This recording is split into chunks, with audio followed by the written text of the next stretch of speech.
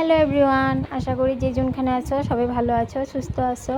আবার এই যে প্রতিদিনের মতন আবার একটা মিনি ব্লগ নিয়ে আসলাম। তাই যে সকালবেলা সমস্ত করে এখন এই যে রান্নাঘরে এসে বললাম, রান্নাঘরে যেহেতু না আসলে তো খাওয়া দাওয়া হবে না, তাই এই যে রান্নাঘরে এসে সকালের আগে টিফিনটা রেডি করে নিলাম। টিফিনটা রেডি করতে করতে এদিকে রান্নাটাও চাপাই দিয়েছি।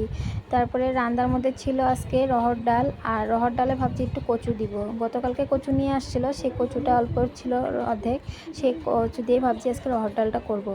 আর রাত্রে রাজমা ভিজিয়ে রেখে দিয়েছিলাম, সেই রাজমাটা আমি সিদ্ধ করে নিয়েছি। আর দেখুন আলুগুলো এরকম লাল হয়ে গেছে, একসাথে সব কিছু সিদ্ধ করে নিয়েছি বলে লাল, মানে আলুগুলো লাল হয়ে গেছে। আলাদা আলাদা অবশ্য করলে হতো না, কিন্তু এদিকটা আমি একসাথে দিয়ে দিয়েছি বলে লাল হয়ে গেছে।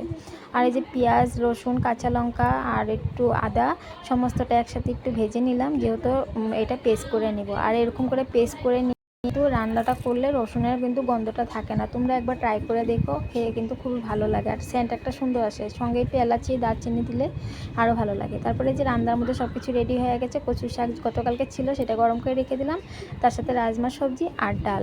তো ভিডিওটা কেমন লাগলো না লাগলো অবশ্যই জানিও। সবাই ভালো থেকো, সুস্থ থেকো।